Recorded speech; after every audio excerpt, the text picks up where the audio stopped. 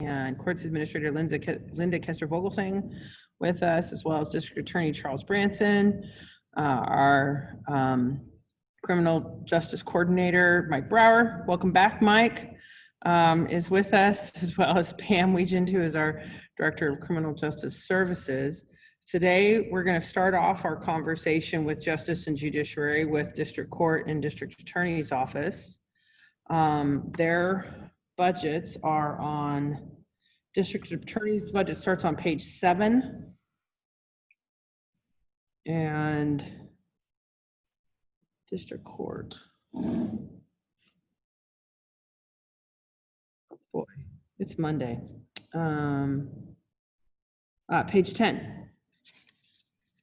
for commissioners if they want to take a look. I don't know, Judge McCabria, if there's any, you know, these hearings, we try to keep them informal and focus a little bit on just updates for the commission, as well as any sort of budgetary impact. If there's anything you want to say.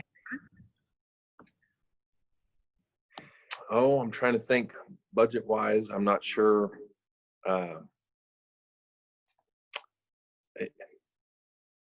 There's been so many things that have affected the court's operations. It's hard to pinpoint or what to attribute it to. I think the budget that we submitted anticipates the best that we can, what we have coming up. Beyond that sort of big picture, I think I'd be guessing a lot to get into too many pinpoint specifics.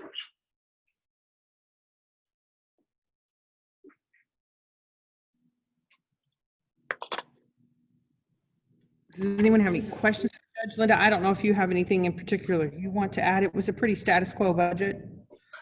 Can you turn yours up a little bit? I can't. Yeah. I'm sorry, Sarah, I didn't hear you.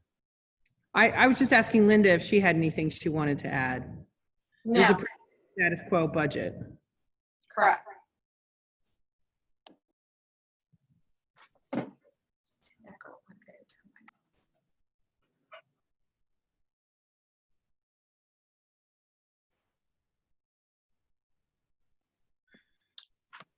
Commissioners, do you have any questions?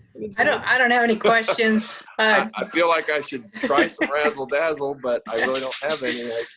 It's the budget is, I think, thankfully, we believe we can operate with what we have presented as the status quo budget, and hope that we're right. So I did want to say I saw the article in the online this morning, and thanks for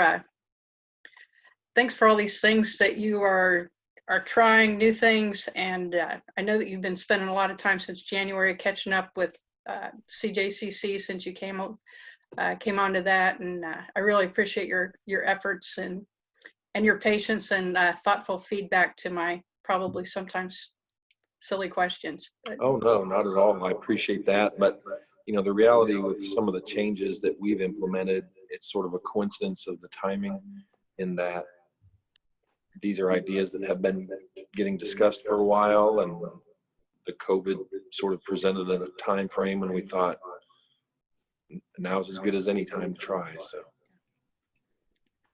well, thank you. thank you.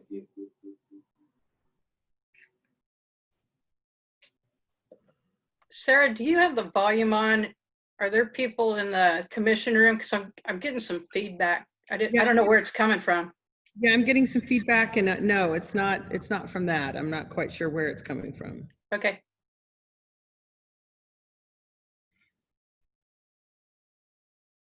I would point out that some of the for those that are listening, efforts like drug court are really not represented in the district court budget per se. Those are in the criminal justice services budget. So in some of the things that we could certainly talk through those if somebody has any questions while we've got the judge here and the district attorney, if there are questions with that, with having Mike and Pam here. I don't know if it would be good to give a little bit of a status update as to, how that, what thoughts are for how is it, is it currently operating at all? Or is there some way that as we open back up, that behavioral health court and drug court can begin to function a little more fully? Well, they're both, Judge, you're mute if you're talking.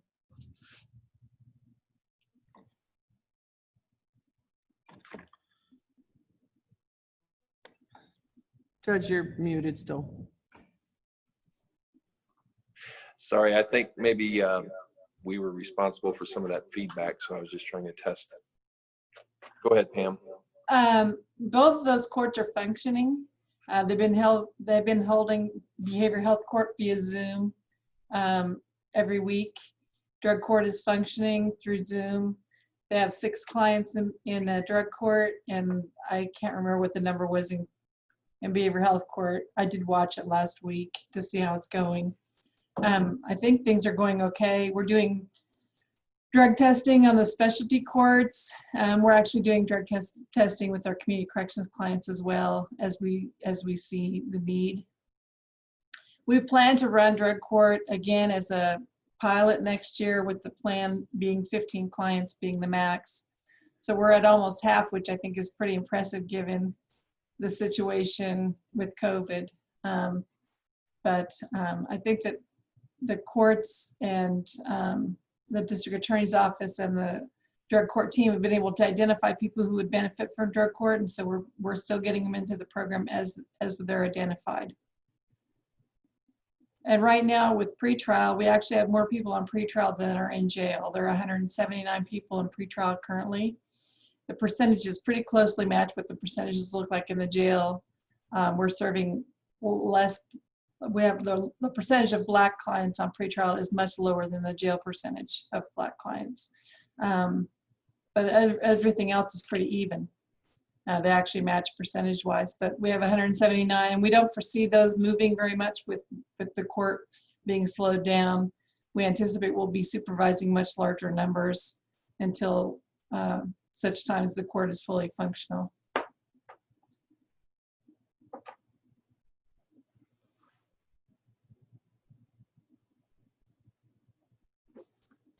Does anybody have any questions?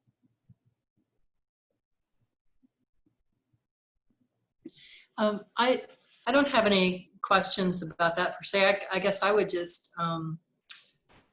and this may not be something you want to speak extemporaneously on, but I would be interested in knowing your thoughts, or at least knowing that you're thinking about what kind of work you would hope that we would do as we really get serious about lobbying Topeka with some professional help on that effort to improve the situation for the judges at the district court level, and what are the statutory obstacles to really helping you get your work done and move the needle on jail population, funding level. I guess again, you may not want to just take that on without some prior thought, but that's such an important opportunity we're going to take this year toward next year's session. And I think you all will play a critical role in helping lead the thinking on that. So I think the best thing I can say right now is we want to continue to keep communication open with the commission on that front. Can you turn that down just a bit? What I'm about to say, I don't want it to be perceived as we don't think that there's more work to do and that there's not more ways to look at things. But when we talk about the practices in Douglas County, and I know that Dr. Cravens has been very good about being willing to work with us to look at the numbers in a new way and analyze that data a little more. So that may provide us some insight. And I'm hopeful that's going to happen very soon, that we get to sit down with him after he does the work that we've asked. But in so many ways, we are sort of on the front edge, at least for Kansas, of having a substantial pretrial program diversion programs, options to keep people out of custody as much as we think we can within the parameters of what the community and the law expects of us. So I hate to say too much, because as I sit here, I can think of some things that I might have a wish list for, but probably best if I just think that through, visit with the judges some more, continue to work with the CJCC, which I think is a very good channel for us to have conversations around the table in a way that might give us some new ideas, you know, for me to speak to the idea of what should change in Topeka. I would just want to be a little more thoughtful about it. I appreciate the question, of course, but it is such an important thing, and I don't want to speak off the cuff and set some tone that I don't mean to, if that makes sense. And so I'm not trying to dodge. I just think I appreciate it. I appreciate this commission's communication with us and willingness to hear what we have to do and what we think we can do. And so that's, again, I wish I could give a more impressive answer, but I think we're at a point where I sense that there's a lot of people coming together to work together, and so I want to be careful what I say about any new ideas. I really do appreciate that, and I think what's impressive is that there is this opportunity coming, and your thoughtfulness and openness to those conversations is fantastic. So thank you, and I'll anxiously await all those conversations in the CJCC. Thanks a bunch. Great. And I don't know if this is a question for this meeting or, but it is somewhat budget related. Keep hearing people talking about a public defender's office. I don't know if you're prepared, but what would that look like, and how does that affect budget?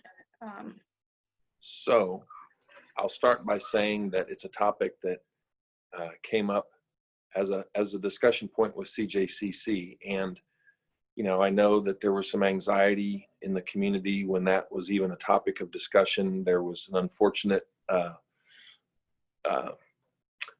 think, misquote of Mike Brower from the committee meeting, attributing that to something the court was promoting or attempting to initiate versus it was a CJCC topic that came up. And the court, as part of CJCC, is very glad to look into it. Quite frankly, my level of sophistication on who establishes public defender offices, how they work, pros and cons, was a lot more limited 2 weeks ago when that first came up. And in that interim, I've had a conversation with the director of the Board of Indigent Defense Services. So my understanding is really pretty limited to her kindness and visiting with me. BIDS makes those decisions. It's not, if we said to BIDS, we want a public defender's office, they would say, thanks for the request. We'll do our study. We'll do our analysis of the budget impact and what we think the benefit would be. And then really BIDS is the funding source for that. So it's not something that is part of the court budget. It's not something that they expect the county to contribute to the operation. Now, you know, whether the county can provide physical facilities that might make it, you know, more appealing to them or something of that nature, I think that would be a calculus in the process. But we don't really have the power to create a public defender's office. It's a branch of the Indigent Defense Services, and they make those decisions. And I as I sit here, I don't know. I suppose in a certain light, I scratch my head over what the exact budget implications would be, because the state already pays for the felony services anyway. A public defender's office would handle felony cases, not misdemeanor. So the misdemeanor budget, you know, for our local panel attorneys who accept those appointments, I don't know what the impact of that would be. I imagine it would be fairly static. You know, speaking just completely personally, not as a position for the court, I just sharing the idea, and probably more of a topic for the CJCC forum, but I've struggled to understand exactly what all those pros and cons would be. And so I know there's places in the country where a public defender's office has made a big difference. I don't know enough to speak intelligently to the idea of whether that would make a difference in how things happen in Douglas County. And I say very sincerely, because we do have very good panel attorneys that do a good job representing folks. And so there, that's not to say I don't know, I can't think of some advantages to it. I just don't know enough about the pros and cons to be able to take any sort of position. But I'm glad CJCC is a great place to have that discussion started and think about it in a more concrete way. It's been a topic that, I mean, I've been around Douglas County, and I started clerking here during my second year of law school, and I've been back here full time for 20 years. And you know, it's just a topic that when the idea comes up, people have strong positions, but I've never heard a solid discussion about it. A solid, let's really look at this and what would it mean. I've been told by some former judges that those discussions did happen before my time. I don't think it hurts anything. I think that's part of the value of CJCC, is to throw an idea on the table, knock it around, look at it, and look at it in our current time. So I've heard a lot of discussion about public defenders' offices too, Commissioner, and all I can tell you is through CJCC, we're glad to take a look at it and see, does it fit or not for us. Thank you. I appreciate that. I didn't realize, you know, the decision didn't lie here, and that it would, you know, that it was funded elsewhere. So that was good information to have, and I appreciate you looking into that. So thank you. Commissioner, I've also spoken with Heather Cessna and asked her to put together a proposal for the county if a public defender's office was going to be considered here or not. She's supposed to get something back to me this week, so we'll share that when we receive it. Thank you, Pam.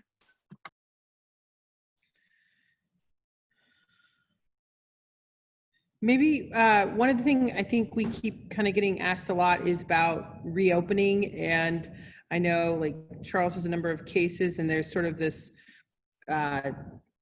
interplay between both the district attorney's office and the district court in terms of which dockets are open and how cases are filed. And maybe since we've just got people on the line, it might be good to kind of talk through kind of how that's working at this point. You know, as we, you know, with civil dockets and other things like that, if those are beginning to move forward in terms of hearings, or what you're hearing from the state.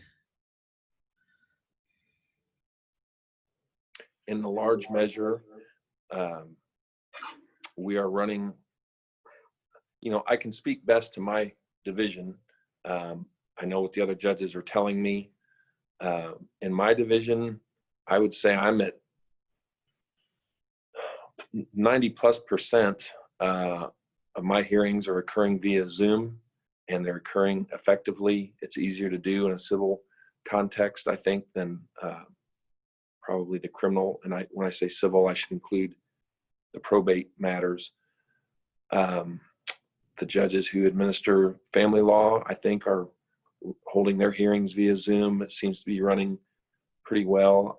I know I've said this before, but I think in a lot of ways we're going to continue with Zoom remote appearances to a much greater degree than we had in the past, because we've all been forced to get familiar with the technology, and we've realized how well it can work for the right setting. In terms of live hearings, I think since probably the last week of June, the judges collectively, and sometimes before that, but really since last week, it's a little bit lower threshold if somebody says they need to come in and they'd rather come in than appear via remote means, then that's happening. We're maintaining masks when people aren't speaking and social distances in the courtroom. We have cleaning protocols in place, dividers up now in front of the judges' benches and at counsel table. The criminal divisions are starting their dockets this week. And we're fortunate to have Judge Hanley, who, if people don't know, was requested by the Chief Justice to head the statewide jury task force. They will have a report in the hands of the Chief Justice by mid-month. I think July 17th is what Judge Hanley had told me. But she is absolutely a great person to have in that position, because she's really good at thinking through sort of the protocols of things. And she's helped develop a protocol here where I know her division is going to have basically 3 flights for appearances. So flight 1 will come to the courtroom. Flight 2 will be waiting in my courtroom tomorrow morning. And then the 3rd flight will be waiting outside until flight 1 is done. Flight 2 comes in. Flight 3 goes to the waiting courtroom.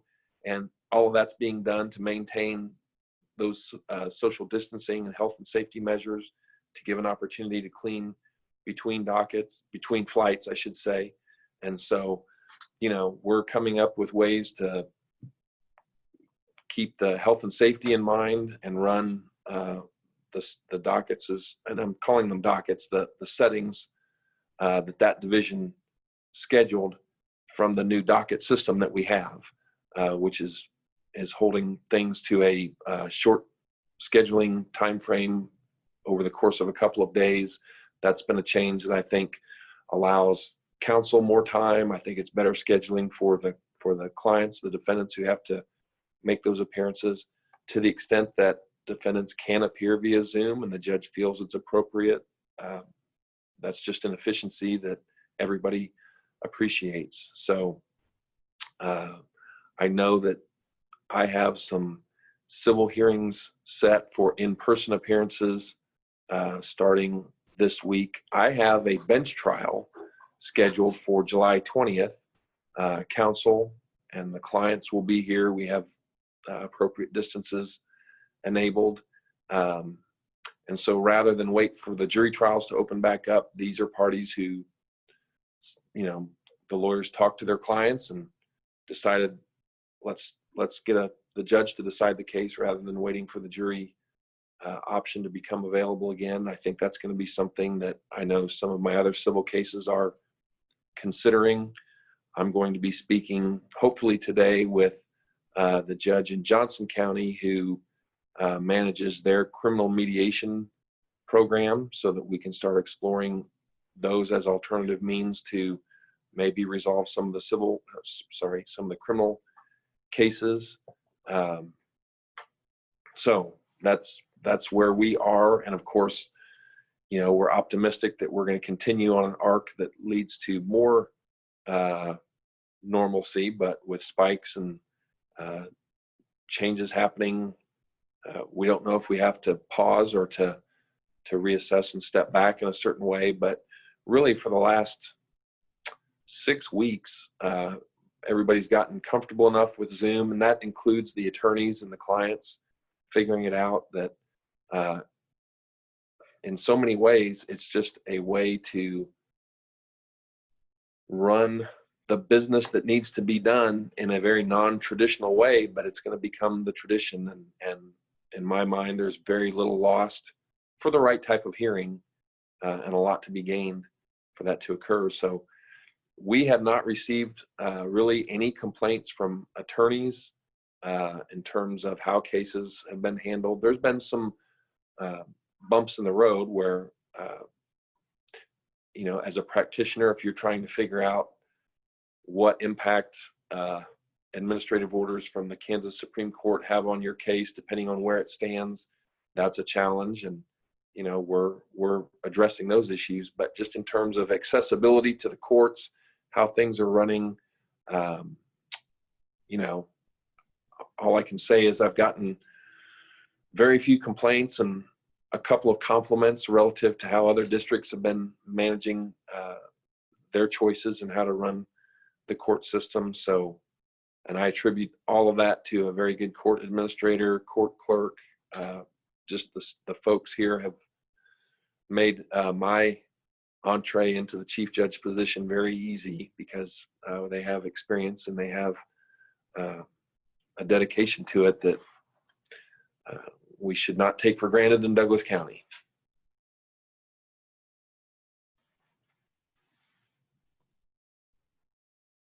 Thank you. Appreciate that. And your conversation about criminal mediation sounds really interesting. If that's something that you end up, just I think always, our partnership as the county commission with the district court and the district attorney's office, let us know where we can help. If there are things that come up in terms of ways to support those efforts. That is definitely an area that I don't know what potential budget impact that has. I don't expect it's a lot. I've been playing phone tag and email tag with the judge over in Johnson County to have that conversation. But, before we started down that road, I sent an email out to the members of the bar because if they're not willing to buy into it, it's sort of a program that doesn't do anybody any good. And likewise, had a conversation with the district attorney's office about it.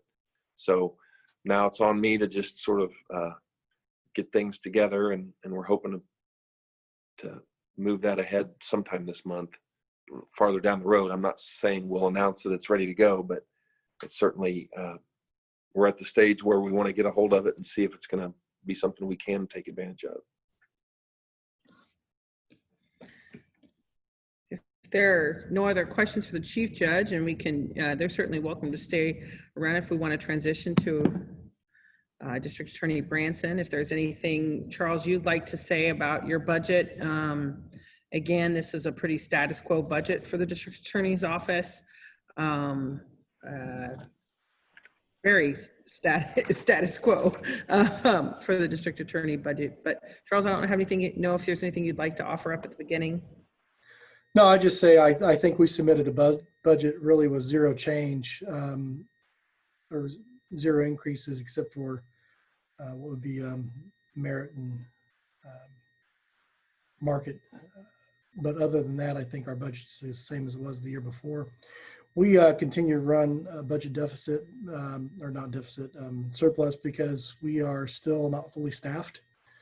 We have not been fully staffed now for probably, well, over a year, because we have one attorney that's off on military leave. He'll be coming back next month. That'll have a budgetary impact once he starts getting back on the payroll. We still have support staff, 2 support staff positions and an attorney position that are not fully funded right now. Part of that has just been during COVID-19. There hasn't been really any reason to hire anybody because we're sitting here, trying to figure out what things are going to look like and how we're applying our people. And given the slowdown in things, we have enough people to make sure everything's going without having to try to hire somebody. But we will be looking to fill those positions as things start to ramp back up and people are a little more able to come in for an interview and do those types of things. So otherwise, our budget's pretty straightforward, pretty flat from what it was before.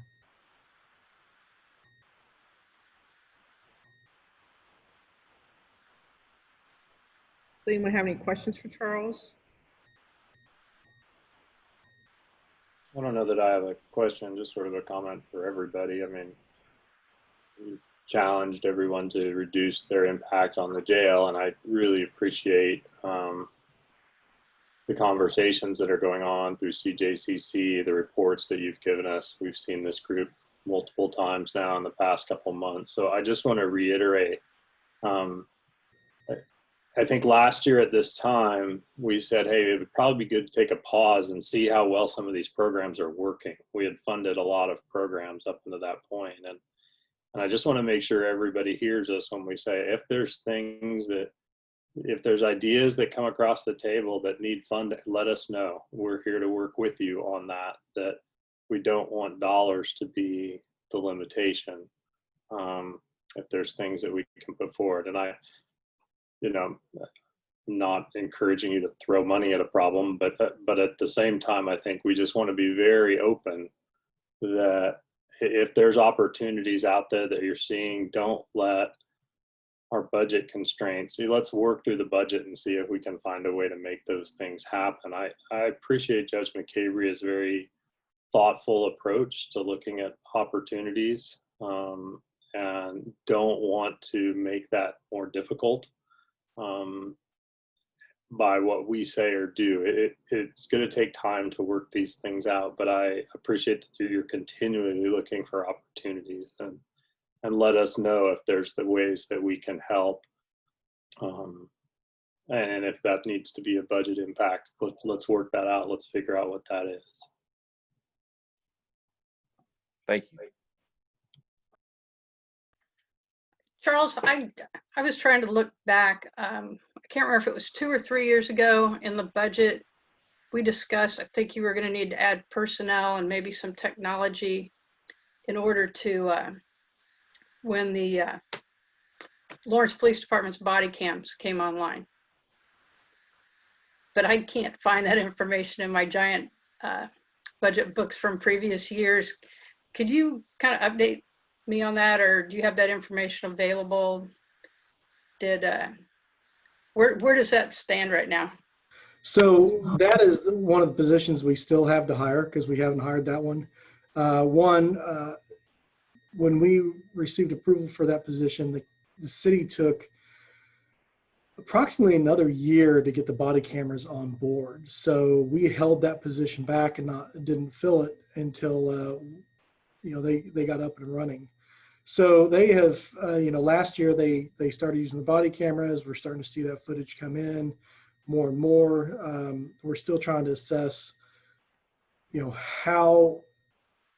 how we need to handle that information as it comes in. Right now, it's just being uploaded like we do all the rest of our videos and everything. We still haven't filled that position. Again, that was one of the positions we were going to fill earlier in the year, except for by time February, March rolled around, we knew we were kind of shutting down. So we would have had that position filled by now. Everything's still been manageable up to now, because simply put, the bookings are so far down, and we're processing fewer cases. So we have enough horsepower to take care of it right now without having to bring somebody else in. But as soon as things open back up, we'll have to get those positions filled. But that's a position that's been sitting unfilled now for probably 2 years. Okay. Thank you. Do you happen to remember what that salary was, or what the name of that position was, or? Hang on here, and I can probably tell you. Or you can follow up with me later if you don't have it right in front of you.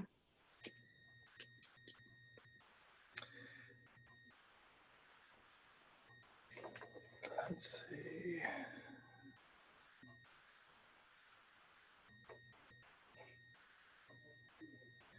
So it's going to be listed under, I believe,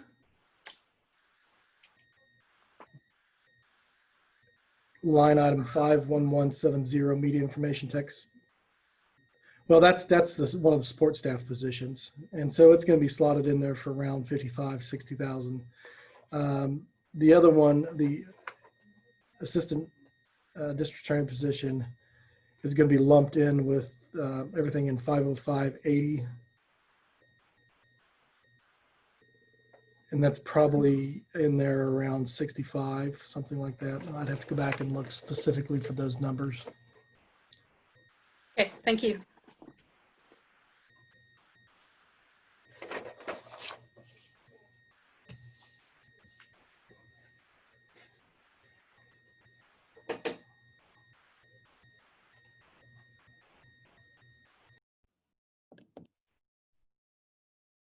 Any other questions? I know I was gone for our last conversation with criminal justice stakeholders and at one of our updates. And at Mike, I don't know when we were planning on having this group update the commission again. Were we going to wait till after CJCC? Yeah, our plan was to wait after the CJCC meeting. I believe our group is meeting tomorrow at noon. And then, and in some of these issues, such as Judge McCabe pointed out with the Public Defender's Office, we want CJCC to have a discussion and do some problem solving, brainstorming around some of these ideas that the key leaders have put together. And so I think we could meet with the commission, you know, anytime after the CJCC meeting, which is scheduled for July 14th.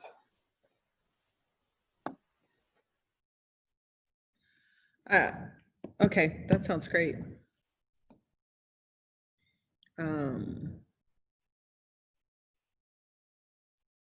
Well, the sheriff's office is planning to join us at 10. We could take a break, or if there's additional conversations, or I can try to see if I can get them on the line a little early, but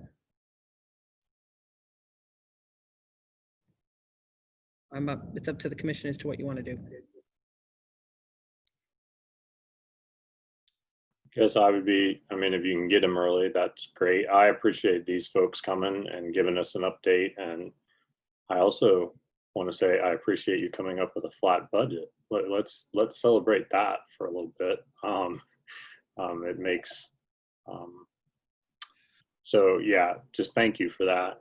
And Sarah, I guess my vote would be if you can get Ken early, that's great. But if not, let's just take a break until he gets here. I don't want to keep these people just because we've got extra time. They're busy people doing great things. So I'll see if we can get the sheriff's office team on the line a little early. Okay. So 5-minute break, 10-minute break. Probably at least a 10-minute break. Okay. All right. Thank you all. Appreciate it. Thank you all. Thank you.